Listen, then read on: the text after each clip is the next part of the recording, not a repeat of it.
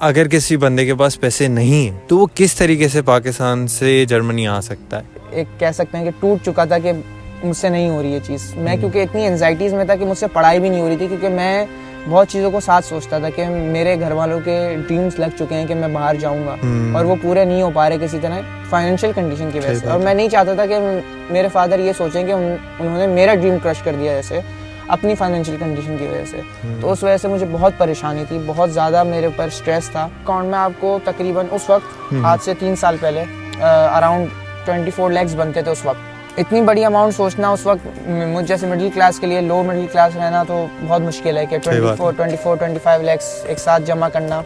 भले आपको वापस मिल जाएंगे लेकिन एक साथ इतनी बड़ी अमाउंट जमा करना बहुत मुश्किल है। इन्वेस्टर्स होते हैं पाकिस्तान में या आपके कुछ जानने वाले होते हैं, आप उनसे पैसे लो, वो आपको पैसे देते हैं 2-3 सालों के लिए। 2-3 सालों बाद वो पैसे उनका वापस कर देते हो। आपको 2-3 साल तक वो पैसे दे के रखते हैं। बहुत ढूंढा, बहुत खोज करी इसके बारे में, बैंक्स पे गए या बहुत से लोगों से बात करी, उन्होंने जिनके नंबर्स दिए थे उनसे बात करी।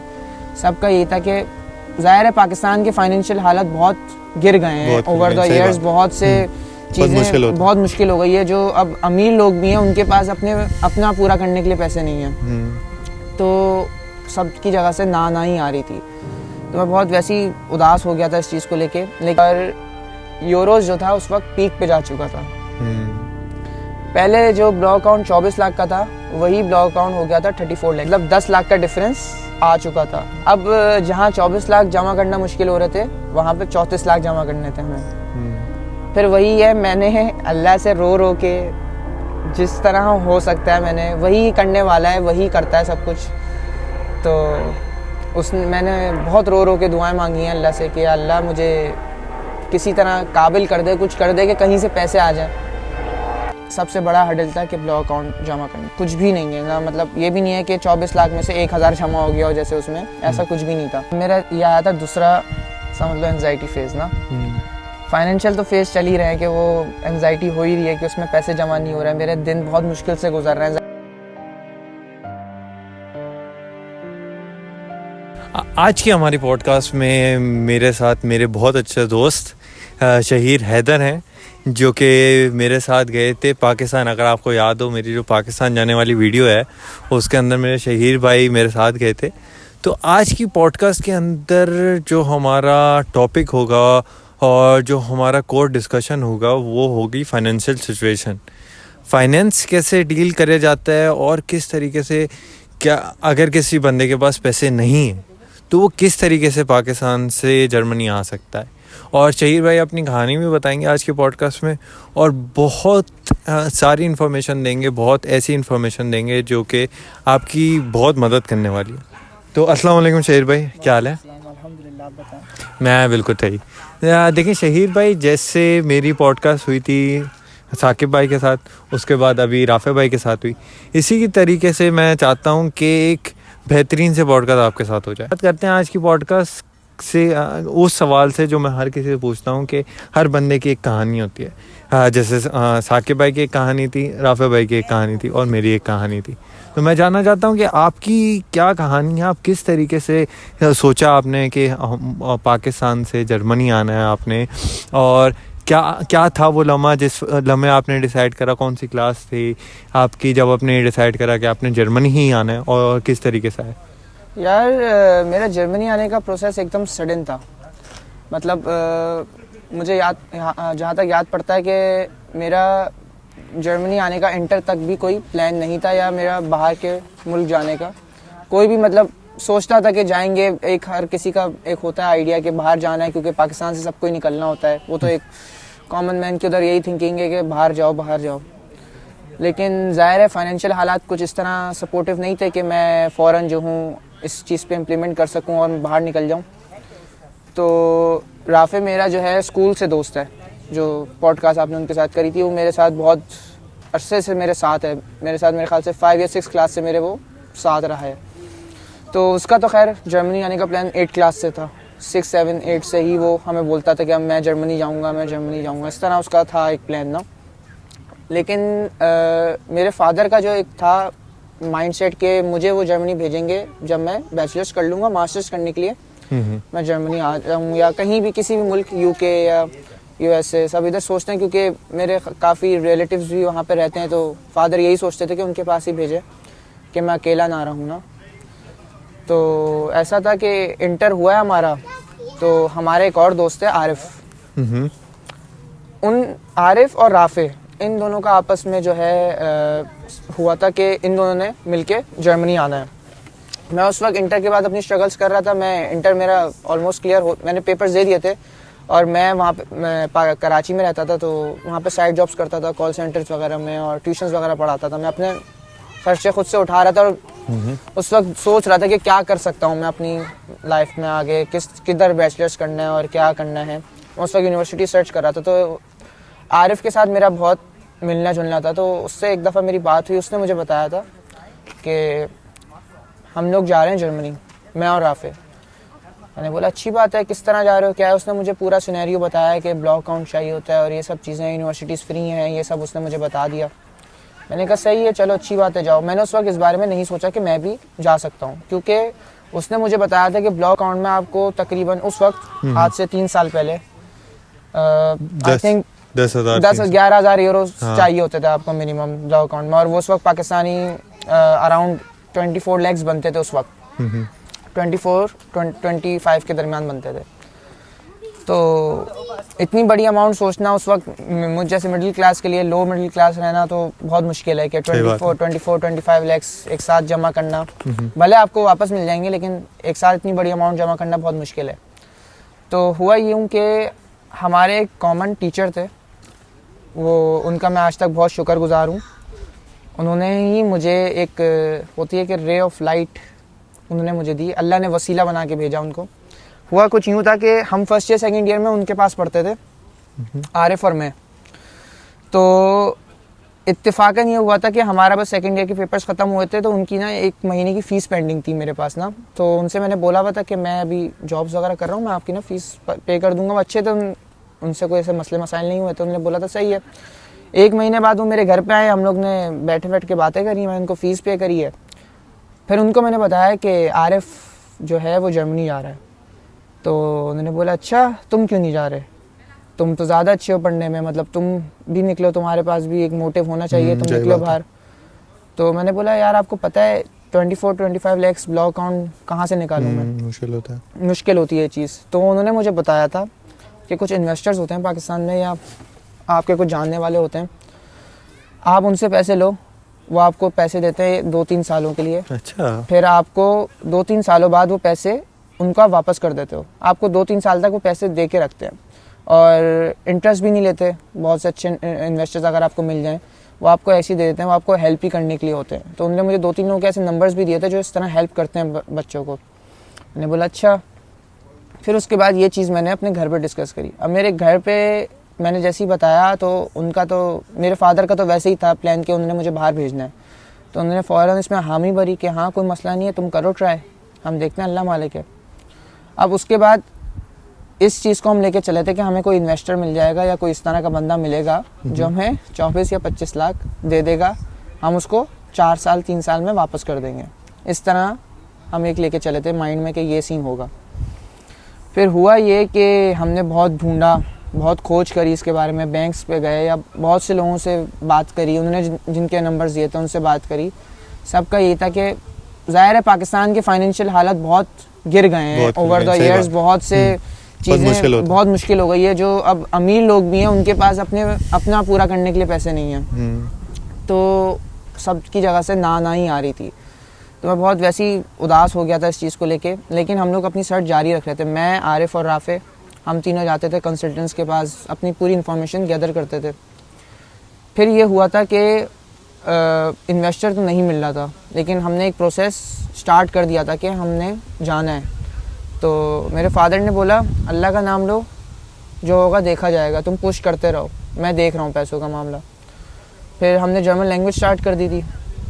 तो उस दौरान ये हुआ था कि मेरा इंटर का रिज़ल्ट आना था, और सबसे बड़ा जो मेरा फर्स्ट जो मैंने एक एंजाइटी फेस था मेरा, वो इंटर का रिज़ल्ट था। क्योंकि मैंने जब इंटर्स के पेपर दिए थे तो मैंने बस ये सोच के दिए थे कि मुझे तो पढ़ना यहाँ पर ही है, मुझे आगे कहीं जाना नहीं है। मेरी फर्स्ट ईयर में तो 80% थी, लेकिन सेकंड ईयर मैंने उस हिसाब से नहीं पढ़ा था कि मैंने कहा सही है जाने सही दो, बात हो है। जाएगा, क्योंकि हाँ, पाकिस्तान हो यूनिवर्सिटीज़ जाता में हो ही जाता है। हाँ।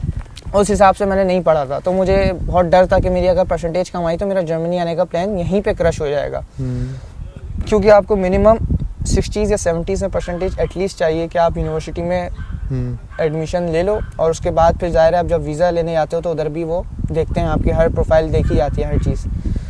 तो वो मेरा पहला फेज़ था जब जहाँ मैंने एंजाइटी फेस करी। वो ये था कि मुझे सबसे ज़्यादा डर था कि मेरा उर्दू का पेपर फेल ना हो जाए।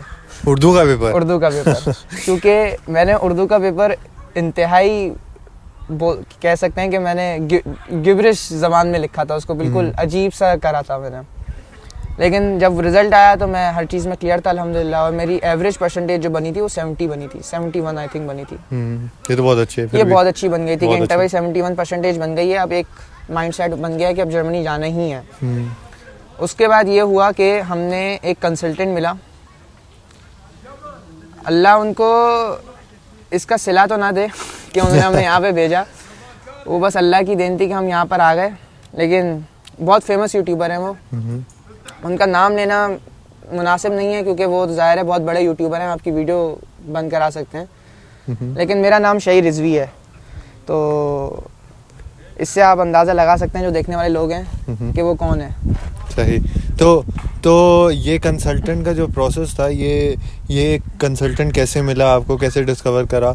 ये वीडियोस वगैरह देखी उसके वीडियोस बारे वगैरह में? उनकी वीडियोस वगैरह हम देखते थे, तो उनके थ्रू ही हमें एक बंदा मिला वहाँ पे। उन्होंने बोला कि हमारा एक बंदा वहाँ पे काम करता है, आप उनसे रब्ता करें और ये सब। उन्होंने हमसे लिए थे 1500 यूरोस उस काम के लिए, जिसमें सिर्फ 100 यूरो लगते हैं, सिर्फ 100 यूरो लगते हैं। अब ऑलरेडी हम फाइनेंशियल क्राइसिस में थे कि हमें जो है 24 लाख 25 लाख जमा करने, उस वक्त 24-25 लाख थे। ये है 2022 दिसंबर की बात, 2022 दिसंबर की बात है ये। तो हमें था कि 1500 यूरोस करने। मेरे फादर ने बोला कुछ नहीं होता, अल्लाह का नाम लो, कर लेंगे। मेरे फादर ने वो पे करे।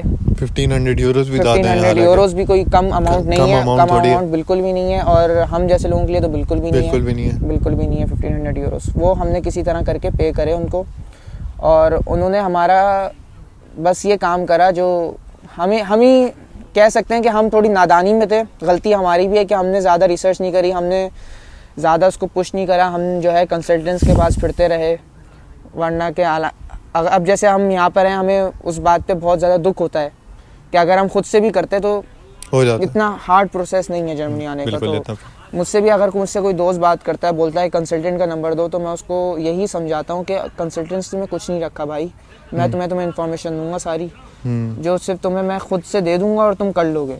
सही बात है। मुझे इसके पैसे नहीं चाहिए या कुछ नहीं चाहिए, ऐसे ही हो जाएगा सब चीज़ें, इतनी मुश्किल नहीं होती हैं चीज़ें। तो बहरहाल उन्होंने सिर्फ इतना काम करा था हमारा कि हमें एडमिशन हमें करवा के दे दिया था, और हमें जब एडमिशन मिल गया उसके बाद फिर सबसे बड़ा हर्डल था कि ब्लॉक अकाउंट जमा करना है। अभी तक ब्लॉक अकाउंट अभी तक ब्लॉक अकाउंट का कुछ भी नहीं है ना, मतलब ये भी नहीं है कि 24 लाख में से 1000 जमा हो गया हो जैसे उसमें, ऐसा कुछ भी नहीं था। तो अभी भी हमारी कोशिश जारी थी कि कोई इन्वेस्टर मिल जाए या इस तरह का हो जाए।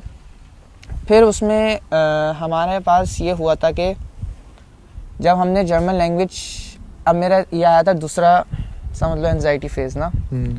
फाइनेंशियल तो फेज़ चल ही रहे हैं कि वो एंजाइटी हो ही रही है कि उसमें पैसे जमा नहीं हो रहे हैं, मेरे दिन बहुत मुश्किल से गुजर रहे हैं। ज़ाहिर है क्योंकि मेरे साथ और भी लोग प्रोसेस कर रहे थे, मैं भी था, मेरा दोस्त था, राफे था, आरिफ भी था, हम तीनों ने कर रहे थे। अब बीच में आरिफ का अनफॉर्चुनेटली उसको ड्रॉप करना पड़ा प्रोसेस, क्योंकि उसके पास कोई भी चांस नहीं हो रहा था कि वो इतनी बड़ी अमाउंट जमा कर सके ब्लॉक अकाउंट के लिए। तो उसने अपना प्लान ड्रॉप कर दिया बीच में, और मैं भी चाहता था उसके साथ ड्रॉप कर देता, क्योंकि मेरा भी कोई वो हो नहीं पा रहा था कि कहीं से पैसे आ जाएंगे कि हाँ यार कि अब पैसे आ रहे हैं तुम्हारे, या यहाँ से पैसे हो गए, मतलब एटलीस्ट होता है ना कि यार 1-2 लाख भी हो गए जमा तो कुछ देखता है बंदा। इस तरह का कुछ भी नहीं हुआ था उस वक्त तक भी। तो ये समझ लो मिड मई की बात है या अप्रैल तक की बात है 2023 में, कि हम जो हैं वही लैंग्वेज, हमने ये मेरा दूसरा फेज़ था कि हम लैंग्वेज पढ़ना स्टार्ट करी है। और हमने जब लैंग्वेज स्टार्ट करी तो दूसरी गलती मैंने अपने जर्मनी के आने में उसमें ये करी, पहली थी कंसल्टेंट चूज़ करना, दूसरी गलती ये करी कि मैंने जर्मन लैंग्वेज जो थी गोएते से नहीं पढ़ी। मैं सबको ये एडवाइस करता हूँ कि जर्मन लैंग्वेज को इस तरह पढ़ो जैसे तुम्हारा मेन चीज़ है जर्मनी आने तो की। तुमने कहाँ से पढ़ी? मैंने पढ़ी कहीं और से, मतलब दूसरे लैंग्वेज स्कूल्स होते हैं वहाँ पे, उसका मुझे नाम याद नहीं आ रहा, लेकिन नीपा पे बने में 2-3 ना, उधर ही से मैंने पढ़ी। खैर टीचर काफ़ी अच्छी थी, नो डाउट टीचर अच्छी थी, ऐसी बात नहीं है कि टीचर बुरी थी। वो टीचर ने मुझे बहुत साथ दिया है, अभी तक भी मेरा जर्मनी आने के बाद भी उन्होंने बहुत साथ दिया, काफ़ी अच्छी टीचर थी वो। लेकिन बात वही है कि जो गोएते की जो अंदर इंटेंसिव कोर्सेज हैं वो डिफरेंट हैं काफ़ी, वो आपको प्रिपेयर करते हैं जर्मनी आने के लिए। सही बात है। वो मैंने गलती करी थी पहली, मैंने A1 और A2 वहीं से सीखी। फिर मैंने A1 का जब एग्ज़ाम दिया तो मेरा फर्स्ट टाइम क्लियर नहीं हुआ। अच्छा, क्लियर नहीं हुआ। अब जब वो क्लियर नहीं हुआ तो मेरे ऊपर एक और परेशानी आ गई, एक और एंजाइटी आ गई। एक और एंजाइटी आ गई, अब ये क्लियर नहीं हुआ तो मैं किस तरह करूँगा। अब उसके बाद मैंने बगैर कुछ सोचे समझे वापस से A1 का एग्ज़ाम दे दिया, बगैर ज़्यादा तैयारी करे, और फिर मेरा सेकंड टाइम भी क्लियर नहीं हुआ A1 का। This is bad. तो मेरा तो बिल्कुल बस वो हो गया था, दिल एक कह सकते हैं कि टूट चुका था कि मुझसे नहीं हो रही ये चीज़। मैं क्योंकि इतनी एंजाइटीज़ में था कि मुझसे पढ़ाई भी नहीं हो रही थी, क्योंकि मैं बहुत चीज़ों को साथ सोचता था कि मेरे घर वालों के ड्रीम्स लग चुके हैं कि मैं बाहर जाऊंगा, और वो पूरे नहीं हो पा रहे किसी तरह फाइनेंशियल कंडीशन की वजह से। और मैं नहीं चाहता था कि मेरे फादर ये सोचें कि उन्होंने मेरा ड्रीम क्रश कर दिया जैसे अपनी फाइनेंशियल कंडीशन की वजह से। तो उस वजह से मुझे बहुत परेशानी थी, बहुत ज़्यादा मेरे ऊपर स्ट्रेस था। लेकिन थर्ड टाइम मुझे मेरे फादर ने बोला कि तुम अपनी पढ़ाई पे ध्यान दो, पैसों का मैं देख रहा हूँ, तुम इस चीज़ की टेंशन क्यों ले रहे हो। मैंने थर्ड टाइम, अल्लाह का शुक्र है, मैंने सही से पढ़ाई करी, सही से तैयारी करके फिर टेस्ट दिया और वो उस वक्त क्लियर हो गया अच्छे नंबरों से, अल्हम्दुलिल्लाह। अल्लाह का शुक्र, मैंने अच्छे नंबरों से क्लियर करा, A1 का मैंने अच्छे नंबरों से क्लियर करा। उसके बाद ये हुआ कि जब A1 क्लियर हुआ तो एक खुशी की लहर आई, कि एक होप आया कि चलो अब ये हो गया। उसके बाद फिर अब दिसंबर से लेकर अब ये आ चुका था आपका जून जुलाई। अच्छा खासा जून जुलाई टाइम गुजर चुका है, हमारे पास लेटर पड़े हुए भी काफ़ी टाइम हो गया है, और यूरोज जो था उस वक्त पीक पे जा चुका था। पहले जो ब्लॉक अकाउंट 24 लाख का था, वही ब्लॉक अकाउंट हो गया था 34 लाख का, मतलब 10 लाख का डिफरेंस आ चुका था। 10 लाख का डिफरेंस। अब जहाँ 24 लाख जमा करना मुश्किल हो रहे थे, वहाँ पे 34 लाख जमा करने थे हमें। फिर वही है, मैंने अल्लाह से रो रो के जिस तरह हो सकता है मैंने वही करने वाला है, वही करता है सब कुछ। तो मैंने बहुत रो रो के दुआएं मांगी हैं अल्लाह से कि अल्लाह मुझे किसी तरह काबिल कर दे, कुछ कर दे कि कहीं से पैसे आ जाएं।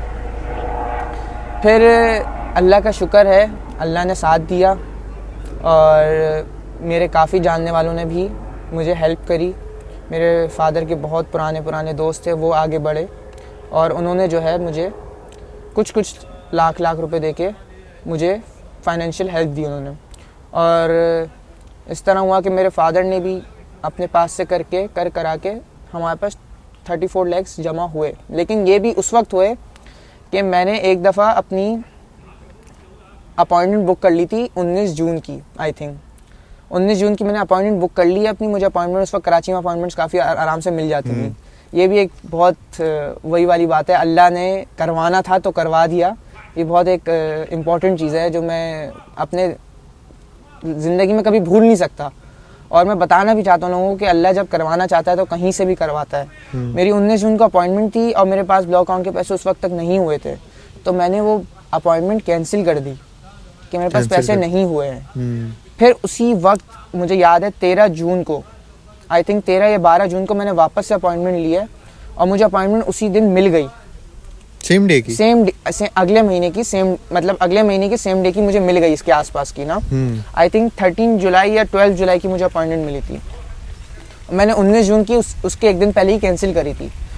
मेरे फादर ने बोला था तुम अगले महीने की बुक कर लो, और मज़े की बात ये हुई कि जिस दिन मैंने अपॉइंटमेंट बुक करी है उसके अगले दिन से मैं, क्योंकि ग्रुप्स वगैरह में एक्टिव रहता था उधर के अपॉइंटमेंट्स वगैरह के, उसके अगले दिन से लोगों को अपॉइंटमेंट मिलना बंद हो गई थी कराची में। फिर वो जो माफिया बैठ गया था पूरा के अपॉइंटमेंट्स बेच रहा था वो। मुझे उसी दिन अपॉइंटमेंट मिली और उसके अगले दिन से जो हुआ है कि अपॉइंटमेंट्स मिलना बंद हो गई। तो ये चीज़ मुझे बहुत मैं अब सोचता हूँ तो मुझे बहुत हिट करती है कि मुझे अल्लाह का शुक्र है मैंने उसी दिन बैठ गया, मैंने सोचा नहीं कि अभी रुक जाता हूँ, जब पैसे हो जाएं तब करूँ। मैंने उसी वक्त अपॉइंटमेंट बुक कर ली।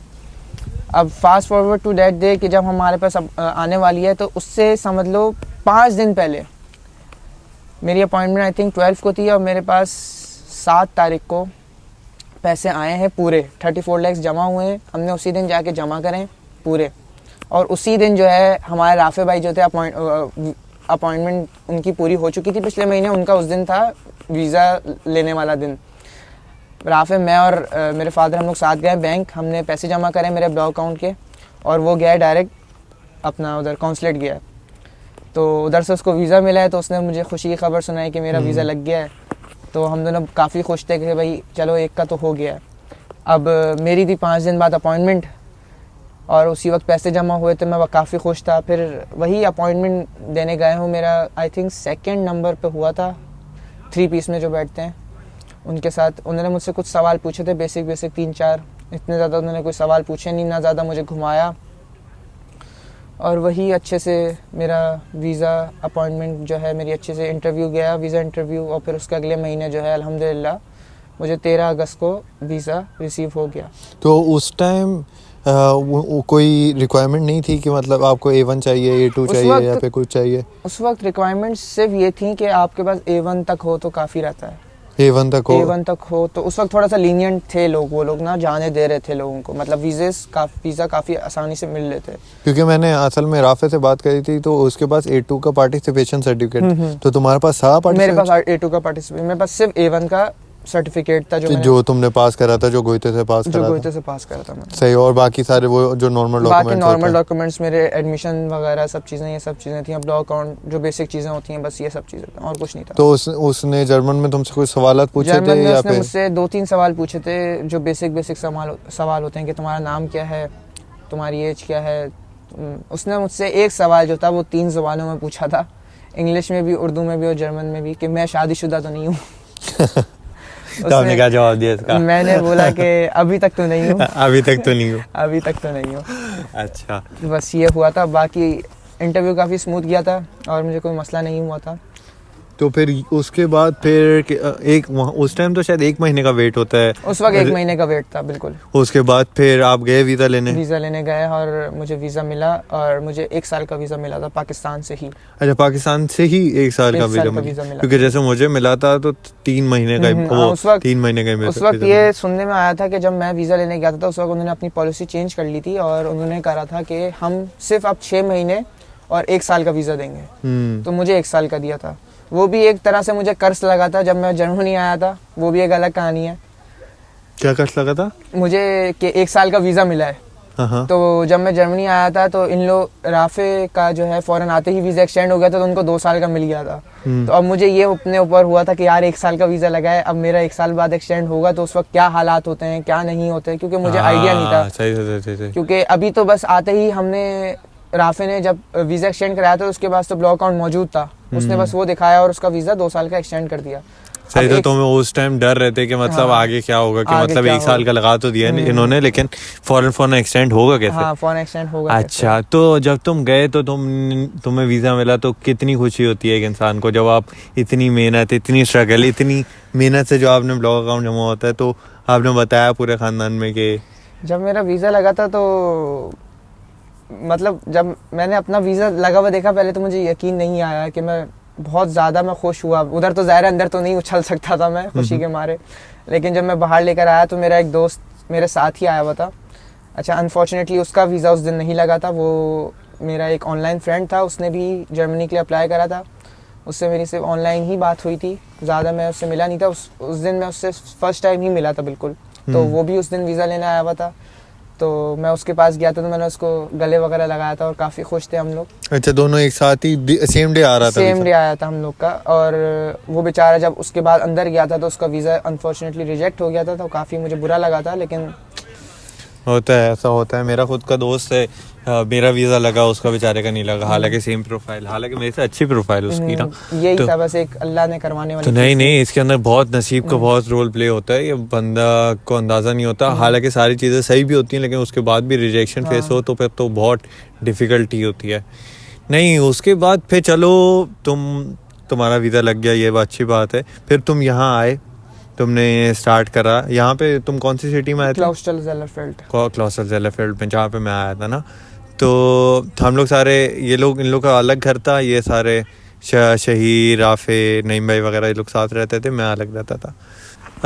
तो तुम्हारा वीज़ा लग गया, तो तुमने टिकट विकेट करा और तुम जर्मनी आ गए, ठीक है। अब तुम कोई प्लान बना के आए थे कि मैं आऊँगा तो ये करूँगा और ये करूँगा? फिर तुमने कौन सी लैंग्वेज पढ़नी थी यहाँ पे आके? क्या प्रोसेस था तुम्हारा? कौन से लैंग्वेज इंस्टीट्यूट में तुमने लिया? जब हम जर्मनी आए थे फर्स्ट टाइम, तो फर्स्ट डे ही हमारा एक थ्रिल था। अगर आपको राफे भाई ने पॉडकास्ट में इसके बारे में बताया हो। हाँ, वो तो राफे भाई भूल गए वो बताना। आप जरा बताओ, इनके साथ बड़ा खतरनाक सीन हुआ, आप सुनो यार। वो फर्स्ट डे हमारा जो था काफ़ी एक्साइटिंग था। मतलब एक्साइटिंग भी नहीं कहूँगा, लेकिन एक नया एक एक्सपीरियंस कह सकते हैं। एक नया एक्सपीरियंस था हमारा। मैं और राफे, हम लोग ने फ़्लाइट 7 बुक कराई थी कि हमने 7 दिन निकलना था। 28 सितंबर 2023 हमने इस दिन निकलना था। हम दोनों साथ निकले हैं जर्मनी आने के लिए तुर्किश एयरलाइंस से। और उस वक्त तक हमारे पास जर्मनी में सच कोई नहीं था। मैंने आपको बताया ना कि कंसल्टेंट ने हमारी माशाल्लाह से कुछ भी हेल्प नहीं करी किसी मामले में। वादे बहुत करे थे कि आपके साथ ये होगा वो होगा, उन्होंने हमारी कोई हेल्प नहीं करी। तो हमारे पास कोई नहीं था वहाँ पे कि हम किसी से कांटेक्ट कर सकें कि हमें गाइड कर दे। हमने उतरना था फ्रैंकफर्ट। अब फ्रैंकफर्ट से क्लाउस्टल ज़ेलरफेल्ड उस वक्त हमें इतना आइडिया नहीं था, क्योंकि हम फर्स्ट टाइम, एक तो बिल्कुल एक ये था कि समझ लो मुझे ऑलरेडी ये एंजाइटी थी कि मैं उससे पहले कभी भी जहाज में नहीं बैठा था। जहाज में ही नहीं बैठे? जहाज में कभी बैठा ही नहीं था, मेरा बिल्कुल फर्स्ट टाइम था। और आई वाज लाइक, मैं 18 साल का था उस वक्त। हाँ। जब मैं पाकिस्तान से निकलने के लिए हुआ, मैं उस वक्त मेरे नया शनाख्ती कार्ड बना था बस मेरा। मैं 18 का हुआ था उस वक्त पाकिस्तान से निकलने के लिए। और मैं बिल्कुल फर्स्ट टाइम जहाज़ में बैठ रहा था, तो वो भी एक एंजाइटी थी। खैर बहरहाल हमारी फ़्लाइट काफ़ी स्मूथ गई, अच्छा गई, अल्लाह का शुक्र था। हम लोग फ्रैंकफर्ट में लैंड करने से पहले जो था ये कि राफे को एक म्यूचुअल फ्रेंड से एक और दोस्त मिल गया, एक लड़का मिला अब्दुल्ला नाम का। हाँ, सही। वो फ्रैंकफर्ट में ऑलरेडी था और उसने भी क्लाउस्टल जाना था। तो राफे ने उससे बात कर ली कि आप फ्रैंकफर्ट में ही हो तो हम भी आ रहे हैं, हम साथ ही निकलते हैं तीनों, क्योंकि आपको 2 दिन उधर उसको रहते हुए हो गए थे। अब्दुल्ला को वो किसी के पास रह रहा था, किसी जानने वाले के पास। आइडिया उसको भी नहीं था इतना, लेकिन हमें लग रहा था कि वो 2 दिन रहा है वहाँ पे, तो उसको कुछ आइडिया होगा। तो हमने बोला 2 से भले 3। तो हम जब उधर गए तो उसने हमें रिसीव कराया वहाँ पे। अब वो भी बेचारा बिल्कुल न्यू था, हम उससे फर्स्ट टाइम मिल लेते, हमारी कोई उससे बात नहीं हुई थी। बस राफे की एक मैसेज पे उससे बात हुई थी कि हम आ रहे हैं, आप हमारे लिए रुक सकते हो। उसने बोला था कि हाँ मैं रुक जाऊँगा, आप आ जाओ। ऐसे ही लोग काम आते हैं और बहुत शुक्रगुजार हूँ मैं अब्दुल्ला भाई का, वो हमारे लिए रुके। काफ़ी अच्छे दोस्त हैं हम हमारे। तो ये है कि जब हम फ्रैंकफर्ट में उतरे हैं तो मेरा फर्स्ट जर्मनी का शौक़ ये था कि मेरे पास सिर्फ 1000 यूरो थे और वो मुझे काफ़ी कम लग रहे थे क्योंकि जब हमने टिकट्स के प्राइस पूछे वहाँ पे जाके, तो वो लोग ने सीधा मुंह पे ही बोल दिया कि 70-80 यूरो लगेंगे ICE के। अब वो फास्ट ट्रेन के 70-80 यूरोज उस वक्त बहुत ज़्यादा लग रहे थे, क्योंकि बिल्कुल जर्मनी में हम एंटर हुए हैं और अभी से पैसे कम होना शुरू हो जाए। क्योंकि मेरे ऊपर एक ये जिम्मेदारी थी कि जो मेरा ब्लॉग अकाउंट है उसमें से पैसे मैंने लोगों को वापस करने हैं फ़ौरन। तो ये मेरे लिए काफ़ी मसला था। तो जब मैं तो उधर काफ़ी घबरा गया वहाँ पे ना बैठा हुआ। अब राफे, अब्दुल्ला और मैं, हम तीनों बैठे। अब्दुल्ला हमसे फर्स्ट टाइम मिला है, वो देख रहा है मुझे कि ये लड़का बहुत घबरा रहा है तो मैं काफ़ी घबरा रहा था ना वहाँ पे। तो राफे भाई मुझे थोड़ा सा कंसोल कर रहे थे कि कुछ नहीं होता, हो जाएगा, खैर है, चीज़ें हो जाएंगी। फिर हमने बहरहाल हम डबल माइंडेड हुए थे कि हम वहाँ पे एक दिन गुजारें या निकल जाएं। अब हमें उस लेट हो रहा था ना उस टाइम, क्योंकि लेट हो रहा था, हमारी फ्लाइट थोड़ी सी डिले हो गई थी। ओके।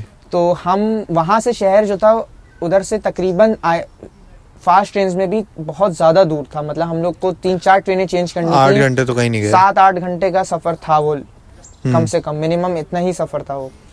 फिर ये हुआ कि हमने अल्लाह का नाम लिया और हम चल पड़े।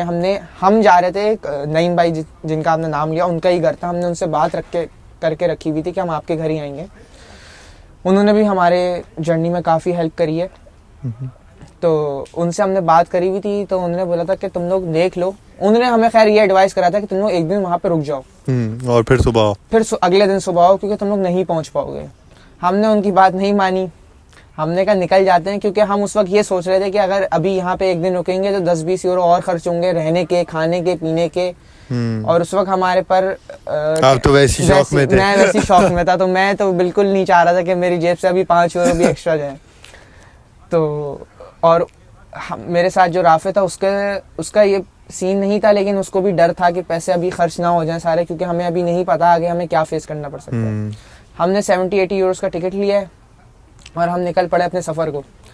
हमने अपना आधा सफ़र बहुत मुश्किलों से, ये हमारा सफ़र भी एक गेम से कम नहीं था, क्योंकि हमारे पास ऐसे बैग्स थे कि हम लोग जो था ऐसा लग रहा था कि आधा कराची उठा के हम ही ला रहे हैं। अच्छा, कितने बैग लेके मेरे पास 3 बैग्स थे, राफे के पास 3 बैग्स थे, और बड़े वाले 3 बैग्स, मतलब एक बड़ा, उससे मीडियम से छोटा, इस तरह 3 बैग्स थे मेरे पास, राफे के पास और अब्दुल्ला के पास। हम तीनों के पास तो फुल बैग का हुजूम लेके जा रहे थे। हमारे पास एटलीस्ट 9 बैग्स थे हमारे पास।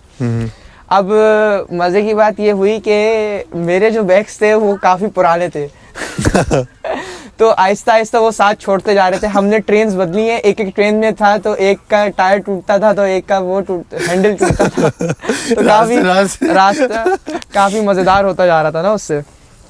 तो हुआ कुछ यूं कि हमने काफी शहरों तक बहुत क्लोज ट्रेन्स पकड़ी। हम एक ट्रेन से उतरते थे, 2 मिनट बाद उधर यूं भागते थे, फिर उधर से उतरते थे, फिर यूं भागते थे। काफी यहाँ का ट्रेनों का सिस्टम बहुत ख़राब है। उस वक्त हमें आइडिया फर्स्ट डे ही हो गया था, उसके बाद से अभी तक हम भुगत रहे हैं यहाँ का ट्रेनों डीबी वालों को सलाम है। यहाँ डीबी वालों को सलाम है, बहुत फारिग सिस्टम है इन लोग का ना। तो हुआ यूँ कि जब हम लोग काफ़ी शहर हमने कंप्लीट कर लिया, हम क्राइंसन पहुँचे। अब क्राइंसन एक ऐसा शहर है जो मैं बोलूँगा कोई भी बच्चा वहाँ पे ना आए भाई बहुत छोटा स्टेशन है वो। क्राइंसन यहाँ का भूतों वाला शहर है बहुत हॉन्टेड सिटी है वो। शहर कहना उसको नाइंसाफी है। शहर का अंदर नाइंसाफी है। हमारा जो है समझ लो ठट्टो जो पाकिस्तान में ठट्टा वट्टा है वो उससे बड़ा होगा तो हम उधर उतरे। अब जाहिर है उस शहर में उतरे, हम उतरे थे रात के 10 बजे और हमारी वहाँ से बस वो हमारा समझ लो सेकंड लास्ट स्टेशन था। क्राइंसन के बाद हमने जाना था एक और स्टेशन गौसलार, फिर उसके बाद हम क्लॉस्टर आराम से बस में से सही कनेक्शन होता है।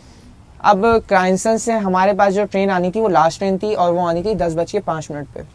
हम लोग उतरे और सिर्फ हम तीनों ही उतरे उस ट्रेन से और कोई नहीं उतरा। उधर पूरा अंधेरा, ना बंदा ना बंदे की ज़ात। हम उतरे, हम दूसरे प्लेटफॉर्म पे गए कि हमारी ट्रेन आएगी। हमने 5 मिनट वेट करा, वहाँ पे कोई ट्रेन का नामो निशान नहीं। अब ना वहाँ लोग लेट पहुंचे थे? हम लोग लेट नहीं पहुंचे थे, हम लोग टाइम पे पहुंच गए थे। ट्रेन ने आना था 5 मिनट बाद। वो फर्स्ट ट्रेन थी जो 5 मिनट लेट आ रही थी, वरना सारी ट्रेन जो थी वो 2-2 मिनट के गैप से थी। हमने वो पकड़ी थी। हम फौरन पहुंच गए, अपने 9 बैग घसीट के, मेरे बैग टूटे हुए एक यूं लेके हम पहुंच गए वहाँ पे प्लेटफॉर्म पे। हमने सोचा अब चलो करीब है मंजिल। अब मेरे मोबाइल की चार्जिंग भी बिल्कुल एंड पे थी, राफे का मोबाइल भी ऑलमोस्ट बंद होने वाला था, सिर्फ अब्दुल्ला की उसमें थोड़ी बहुत चार्ज बची थी। हम लोग पहुँचे हैं वहाँ पे और ट्रेन नहीं आई। 5 मिनट गुजर गए, 10 मिनट गुजर गए, 15 मिनट गुजर गए और ट्रेन नहीं आई।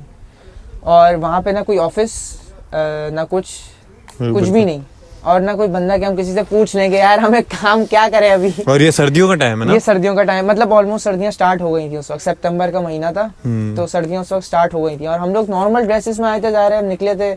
हम कोई इतनी भारी जैकेट्स वगैरह पहन के नहीं आए थे, कराची से निकले थे। कराची में सितंबर में तो सर्दियों का कुछ भी नहीं होता। तो हम अब वो स्टेशन जो था अजीब सा था, वहाँ पे बस एक ये था कि सीढ़ियाँ जा रही थी यूँ करके, थोड़ा सा एक हॉलो टाइप जगह बनी हुई थी, वहाँ पे हम जाके बैठ गए। हमने फिर अब ये डिसाइड कर लिया कि ट्रेन तो नहीं आ रही, मोबाइल बंद होने वाले हैं। मेरा मोबाइल ऑलमोस्ट बंद होने वाला था, राफे का बंद हो चुका था। अब हमने किसी तरह ये देखा कि अगली ट्रेन कब आएगी, तो वो ये था कि सुबह के 5 बजे पहली ट्रेन आएगी। अब हमारे पास 10 बजे से लेकर 5 बजे तक कोई नहीं है वहाँ पे, हम सिर्फ अकेले बैठे हुए हैं और सन्नाटा। और उसी दिन फ्लाइट लेकर आए थके हुए। 10 घंटे की फ्लाइट थी ऑलमोस्ट, हमारा वो 24 घंटे का दिन गुजर चुका है और हम लोग जो है अभी तक घर नहीं पहुंचे। हम पिछली रात के निकले हुए, अगली रात शुरू हो गई है। अब हमने वहाँ पे सीढ़ियों पे बैठे हुए। अब राफे और अब्दुल्ला भाई को ये परेशानी हो रही थी कि यहाँ पे कोई उनके साथ चोरी ना कर दे जाहिर है दोनों कराची के थे। सही बात। और अंधेरा से उधर थोड़ी सी रोशनी थी जहाँ पे हम बैठे हुए थे सीढ़ियों के पास।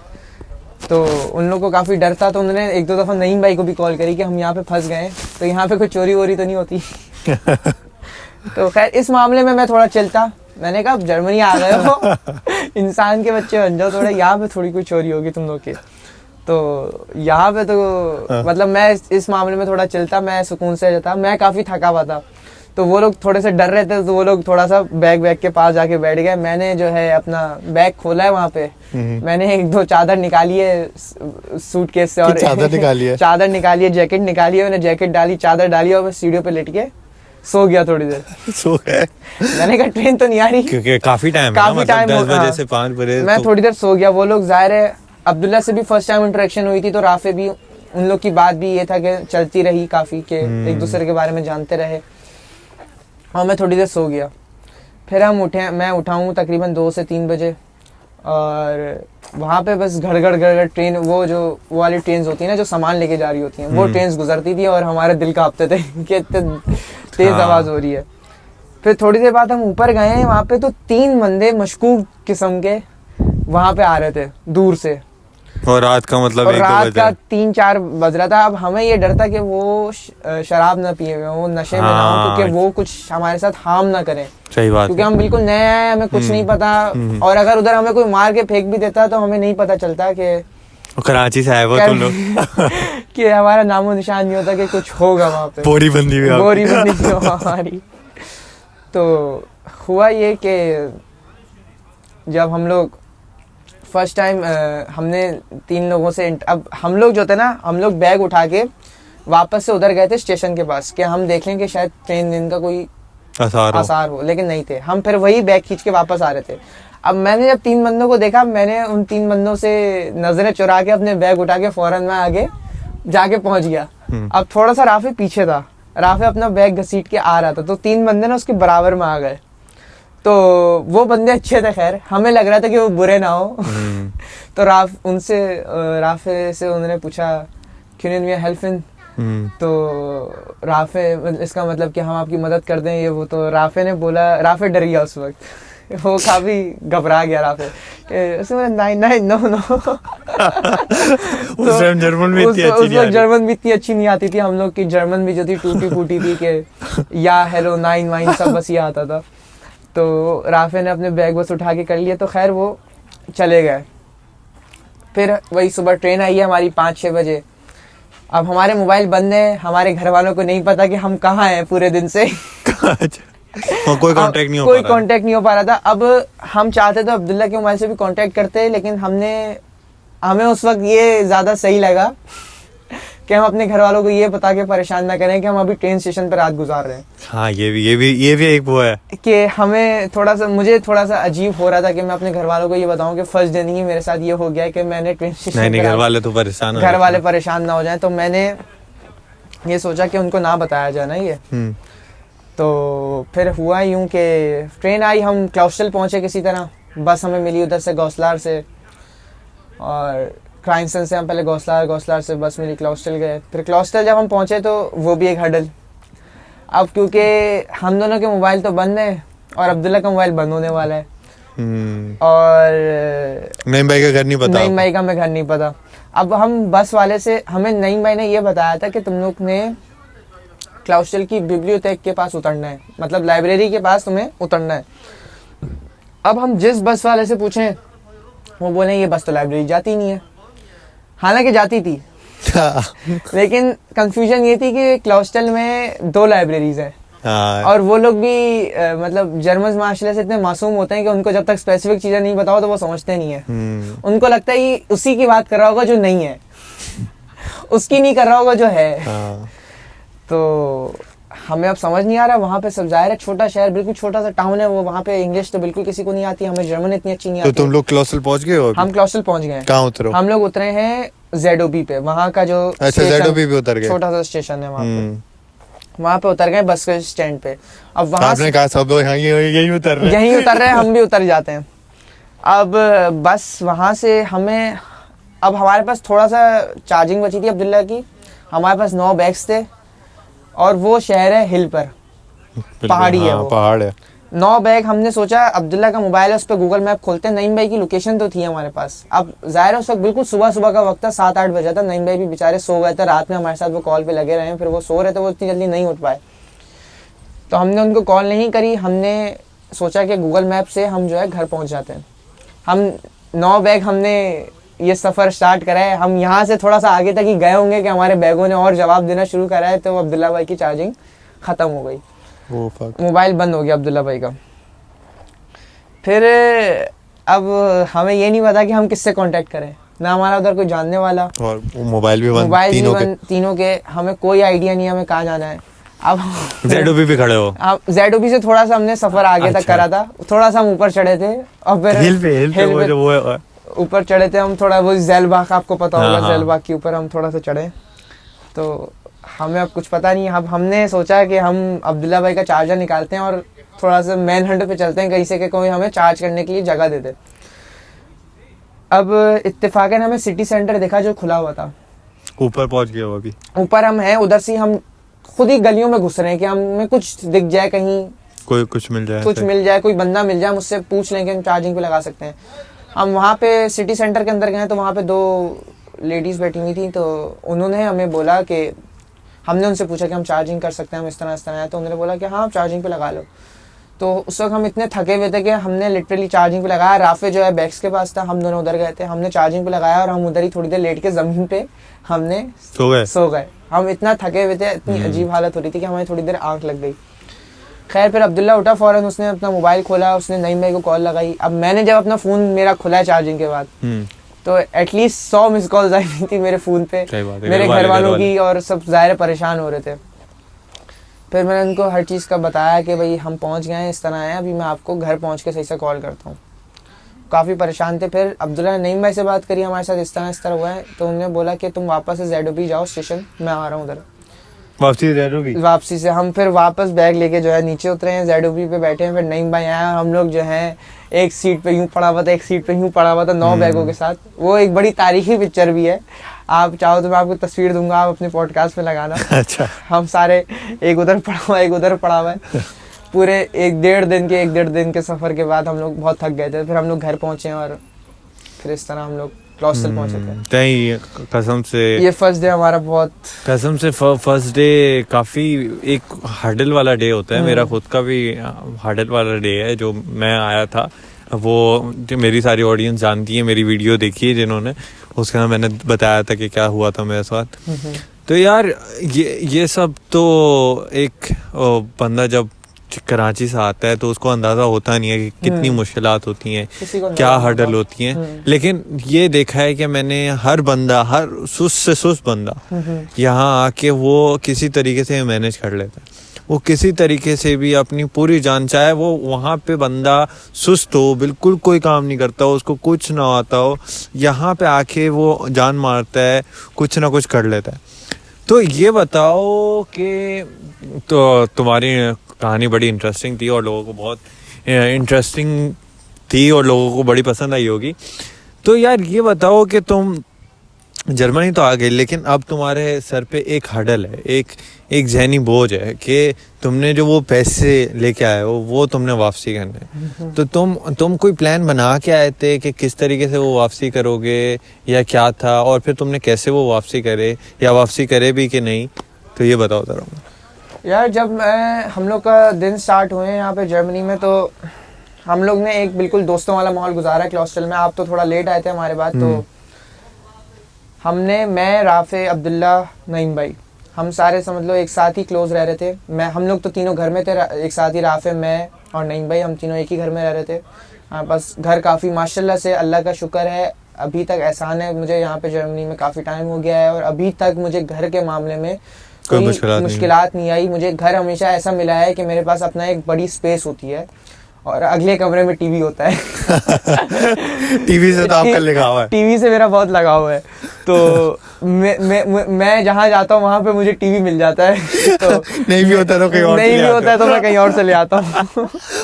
तो मेरा जो है काफ़ी, हम लोग की एंटरटेनमेंट काफ़ी हमारी टॉप नॉच रही है हमारी हर सिटी में। जैसे क्योंकि मैंने देखा है लोग जर्मनी हो, UK हो, USA हो, कहीं से भी आए, कहीं भी जाए ना, वो काफ़ी आइसोलेट हो जाते हैं अपनी जगहों पे। अब हमारे पास अपने लोग थे काफ़ी। मेरे पास मेरा एक बचपन का दोस्त था साथ, और फिर एक हमें नईम भाई जो थे, हमसे बड़े भी थे, हमसे ज़्यादा एक्सपीरियंस भी थे, और हमारे दोस्त की तरह थे वो। बिल्कुल।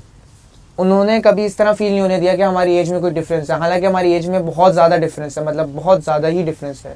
वो एटलीस्ट अपनी 30s में है और हम लोग अपनी बिल्कुल टीन एज में, बिल्कुल टीन एज में। उस वक्त जब हम आए थे बिल्कुल टीन एज में थे। मैं 18 का था, राफेल 19 का था। तो उन्होंने कभी हमें ये फील नहीं होने दिया। अच्छा, बात ये थी कि मुझे ब्लॉग अकाउंट वापस करना है। अब स्टार्ट यहाँ से हुआ कि हमने पहले वहाँ पे एक लैंग्वेज स्कूल था, हमने ज़ाहिर है B2 तक लैंग्वेज कंप्लीट करनी थी। उसके बाद हमारा स्टूडेंट कुलीग था, जो आपको पता है स्टूडेंट कुलीग के बारे में। मैंने आपकी वीडियोस देखी हैं, आप काफ़ी अच्छी वीडियोस बनाते हो, बहुत शुक्रिया। तो मैं अपने जो मेरे दोस्त वगैरह भी उनको मैं रिकमेंड करता हूँ कि आपकी वीडियोस देखें, स्टूडेंट कुलीग की वीडियोस देखें, काफ़ी अच्छा रहता है। बहुत शुक्रिया, बहुत शुक्रिया। अब ये था कि हमने लैंग्वेज स्टार्ट करी है, उसका नाम मेरे जहन से निकला, VHS से। VHS से हमने लैंग्वेज स्टार्ट करी। राफेल मैंने A1.2 से। उन्होंने हमें A2 में नहीं डाला, हालांकि हमारे पास A1 की प्रोफिशिएंसी थी। उन्होंने हमें A1.2 में डाला। A1.2 हमने करा है 1 महीने में, और उस वक्त तक ये था कि हमें जॉब नहीं मिल रही थी क्योंकि सिटी काफ़ी छोटा था। अब ब्लॉग अकाउंट मुझे तो वापस करना है। सही बात।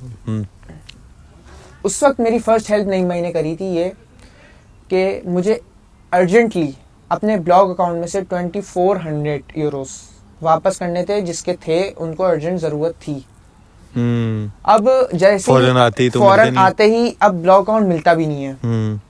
जब हम आते हैं, हमारी जब सारी चीज़ें हो जाती हैं, बैंक अकाउंट खुल जाता है, फिर उसके बाद आपका ब्लॉग अकाउंट जो है आपके बैंक अकाउंट में आता है। अब उस वक्त तक तो मेरा ज़ाहिर है मुझे फर्स्ट 2 या से 3 दिन हुए हैं, मेरी फर्स्ट हडल सबसे आ गई थी कि मुझे 2400 यूरोस वापस करने हैं। अब नईम भाई ने मेरी यहाँ पे हेल्प करी। नईम भाई ने मुझे 2400 यूरोस लैंड करे। उनका बहुत शुक्रिया भाई कि उन्होंने फर्स्ट टाइम मतलब मुझसे मिले थे, मुझसे कोई पीछे की जान पहचान कुछ भी नहीं था। उन्होंने मेरी काफ़ी हेल्प करी और मैंने उनसे लेके अपने 2400 यूरोस वापस कर दिया। फिर जब मेरे पास ब्लॉग अकाउंट आया तो मैंने उनको 2400 यूरोस उसमें से वापस कर दिए थे। तो ये हुआ था कि फिर फर्स्ट टाइम अब हुआ ये कि A1.2 जब हमने कर लिया क्लियर, तो मुझे सर पे ये टेंशन थी कि हमें जॉब मिल नहीं रही है। हॉस्टल में तो जॉब है नहीं, हॉस्टल में जॉब्स है नहीं। हमारी जर्मन इतनी कोई अच्छी उस वक्त थी नहीं। सही है। और सबसे ज़्यादा मेन इशू ये था कि जो हर पार्ट्स थे ना, लेवल्स थे जर्मन लैंग्वेज के, हर लेवल के भी लेवल्स थे उधर। हर लेवल को भी 2 हिस्सों में तोड़ा, 2 हिस्सों में डिवाइड करा, और एक हिस्सा ही 300 यूरोस का था। अब क्वाइट एक्सपेंसिव है, जो बहुत एक्सपेंसिव है। अब मुझे जिसको पैसे वापस करने हैं वो 300 यूरो हर महीने दे और जॉब भी ना करे, तो पूरा ब्लॉग अकाउंट ऐसे ही खत्म हो जाएगा। ब्लॉग अकाउंट ऐसे ही खत्म हो जाएगा। तो मैंने उस वक्त ये सोचा, मुझे अपने उस डिसीजन पे बहुत खुशी भी होती है, कभी कभी थोड़ा सा रिग्रेट भी होता है कि कुछ चीज़ें थोड़ी सी डिफरेंट हो सकती थी। लेकिन बहरहाल हुआ ये कि मैंने लैंग्वेज स्कूल को छोड़ दिया। मैंने लैंग्वेज खुद से करना स्टार्ट कर दी डायरेक्ट। राफे अपना A2.1 A2.2 पढ़ता रहा, B1 उसमें आया। मैंने अपनी A2 अलग से पढ़ी खुद से यूट्यूब से। और जहाँ मैंने आपको अभी थोड़ा सा पहले बताया था कि मेरी एक जर्मन टीचर थी जिन्होंने मेरा साथ दिया। उन्होंने मेरा यहाँ साथ एक और दिया था कि उन्होंने मुझे A2 भी सिखाई, ऑनलाइन ही। उन्होंने मुझे काफ़ी अच्छा A2 का तैयारी कराई। फिर मैंने डायरेक्ट ही A2 एग्ज़ाम दे दिया। मैंने कहा लैंग्वेज सर्टिफिकेट मैंने लैंग्वेज स्कूल से नहीं, मैंने डायरेक्ट एग्ज़ाम दिया और वो अल्हम्दुलिल्लाह फर्स्ट टाइम में क्लियर हुआ। फर्स्ट टाइम में क्लियर हुआ चलो A2 का। फिर उसके बाद ये हुआ कि मैंने फिर डायरेक्ट ऑप्ट करा कि मैं B2 पढ़ूं। उस वक्त तक राफे और अब्दुल्ला अपनी स्लो पेस से चल रहे थे। मैं उनके अब्दुल्ला मारिया में पढ़ रहा था और वो VHS में पढ़ रहा था। आराम से वो लोग पढ़ रहे थे, मैं डायरेक्ट एग्जाम दे के पढ़ रहा था। अब हमारे पास था B2। उस दौरान भी हमारी जॉब नहीं लग रही। हम ये तकरीबन हमें सितंबर से लेके ये टाइम गुजर गया है, अगले 2024 की फरवरी मार्च आ गई है। मैं उस वक्त B1 B2 पढ़ रहा हूँ खुद से, जॉब नहीं लगी है, पैसे खर्च हो रहे हैं, पैसे वापस करने हैं। अब सर पे एक परेशानी है। अब ये चीज़ एक और थी कि जो बाकी पैसे जिनके थे उन्होंने कोई फोर्स नहीं करा मुझे या कुछ पुश नहीं करा। उन्होंने बोला तुम अपना आराम से रुको, जब हो तब दे देना। अल्लाह का शुक्र है, अल्लाह ने उस वक्त भी साथ दिया मेरा। हम्म। फिर लेकिन एक सर पे वो एक तो सर होता पे है। टेंशन होती है कि पैसे वापस करने हैं लाजमी, किसी के भी हों पैसे आपको देने हैं। सही बात। उसके बाद हुआ ये कि मई में राफे और अब्दुल्ला हैनोवर शिफ्ट हुए। वो लोग हैनोवर शिफ्ट हुए तो हमें एक ओपनिंग देखी कि यहाँ पे जॉब्स नहीं है। हमने काफ़ी लेट कर दिया, ये भी हमारी गलती थी जर्मनी में। हमने काफ़ी जर्मनी में टाइम, वो होता है ना, हमने एक एंटरटेनमेंट की पीक तो ली है, लेकिन क्लाउस्टल में हमने सिर्फ मस्तियाँ करी हैं, ऐशो आराम की जिंदगी। ऐशो आराम की ज़िंदगी गुजारी है लिटरली। क्योंकि हम लोग जो थे, अब जैसे मैंने यहाँ पे, मैं बहुत हैरत वो होता हूँ कि मैं जर्मनी में लोगों को देखता हूँ कि लोग बोलते हैं हमारे पास टाइम नहीं है खाने बनाने का और इस सब चीज़ों का। तो कैसे नहीं है यार, कैसे जिंदा हो तुम लोग। मतलब हम लोग जो थे क्लाउस्टल में लिटरली हम लोग सिर्फ खाते थे, हमारे घर में दावतें होती थी बड़ी बड़ी। अब मैं शामिल होता था। आप जब आए तो उसमें आप शामिल होते, आपने देखा था कि हमारे घर में दावतें किस तरह होती थी। हम लोग जो थे, अब जब मैं फर्स्ट टाइम जर्मनी आया था ना, तो नईम भाई ने मुझसे फर्स्ट सवाल पूछा था। अब नईम भाई जो खुद भी थे ना, वो भी खाने के शौकीन, क्या खुद खाना बनाना है। वो बनाते थे पुलाव, बिरयानी, ये सब चीज़ें बनाते थे यूजुअली ना। मुझे था, मेरा पाकिस्तान शुरू से कि मुझे रोटियां और पराठे के बगैर ना गुजारा नहीं है ज़िंदगी ना। आप चावल पसंद नहीं आपको? मुझे चावल पसंद, मैं कह लो कि पसंद नहीं है। मतलब मुझे जो है ना, एटलीस्ट रात के खाने में 3 से 4 रोटियां मेरे पास हों तो मुझे अच्छा लगता है कि हाँ भैया खाना है, कुछ खाना है। मेरी सेहत नहीं है लेकिन वो खाना है, वो मुझे खाना होता है ना। तो वही बड़ी जो मशहूर मिसाल है ना, खाता बकरी की तरह सूखता लकड़ी की तरह, वही वाली चीज़ है ना। तो अब नईम भाई ने जब मुझसे पूछा कि तुम्हें रोटी बनाना आती है, उन्होंने ऐसे ही पूछा मुझसे। मैंने बोला हाँ मुझे रोटियां बनाना आती है। मैं सीख कर आया था अपनी अम्मा से। मेरी अम्मा ने स्पेशली बोला था कि तुम रोटियां पराठा सीख लोगे ना तो तुम कभी भूखे नहीं रहोगे, क्योंकि आप रोटियां पराठे से कुछ भी खा सकते हो। सही बात है। आप अंडा खा सकते हो, आप चाय के साथ खा सकते हो, आप कुछ भी, मतलब ये सीख के आना चाहिए। ये चीज़ ऐसी है कि आप उसके बगैर आप सरवाइव, मैं लोग करते हैं लेकिन मतलब मुझे नहीं समझ आता कि वो लोग किस तरह जो है आल्डी या वो मिल जाती है टोटीलास वगैरह में किस तरह रहते हैं, वो नहीं है। वो हम घर पे रोटियां बनाते थे अपने हाथों से, अभी भी बना रहे हैं, बनाते हैं अभी भी। मैं, आपको पता है मैं जॉब भी करता हूँ, मैं पढ़ाई भी कर रहा हूँ, मेरी सुबह पढ़ाई होती है, रात शाम में जॉब होती है, तब भी मैं खाना बनाता हूँ क्योंकि एक ग़िज़ा जो है वो घर की मुझे चाहिए। तो अब यह हुआ था कि मई में वो लोग उधर शिफ्ट हुए हैं, तो मुझे वहाँ पे मिली जॉब हैनोवर में। जब वो लोग शिफ्ट हुए ना, उनसे पहले मुझे वहाँ पे जॉब मिल गई क्योंकि मैंने वहाँ पे एप्लीकेशन वगैरह दी फ़ौरन ही, और अब्दुल्ला और मुझे, हम दोनों को साथ मिली वहाँ पे जॉब। तो ये कितना टाइम हो गया था तुम्हारे आने से उस तक? सितंबर से मई तक टाइम हो गया था, काफ़ी टाइम गुजर चुका है। तो काफ़ी पैसे भी खर्च हो चुके हैं, अब उनको रिकवर करना है। तो मैंने रिकवर करने के लिए ये करा कि मुझे मिली एडिका में जॉब, जहाँ पे सुपरमार्केट है, काफ़ी मशहूर है, जो जर्मनी में लोग होंगे उनको पता होगा एडिका का। वहाँ पे मुझे जॉब मिली। तो जब वहाँ पे जॉब मिली मुझे, तो ये करा कि मैंने वहाँ पे जॉब भी करी, और मुझे इत्तेफाकन क्लाउस्टल के करीब एक और शहर है हेलन के लिए, वहाँ पे मुझे मिल गई एक किचन में जॉब, मिनी जॉब मिल गई मुझे। तो फुल टाइम मैं सुबह, उस वक्त हमारा सिर्फ ये था कि हमें लैंग्वेज पास करनी है B2, सही है। तो मैं उसका अलग से पढ़ रहा था और मैं 2 जॉब्स कर रहा था। मैं सुबह जो था, सुबह 6 से रह के दोपहर 2 बजे तक 8 घंटे एडिका में जॉब करता था, और फ्राइडे सैटरडे संडे जो था शाम या रात में मैं उधर करता था 5 बजे से लेकर 9 बजे तक मिनी जॉब, 6 बजे से 9 बजे तक, इस तरह के दरमियान उधर जॉब करता था। काफ़ी टफ लाइफ थी उस वक्त, क्योंकि मैं, ये होता था कभी कभी कि हेलन के लिए और हैनोवर में थोड़ा फासला भी है, तो ये होता था कि मैं दोपहर में उधर से निकलता था, शाम में उधर जॉब पे आता था, शाम में उधर से निकलता था, फिर सुबह अगले दिन उधर जॉब पे आता था।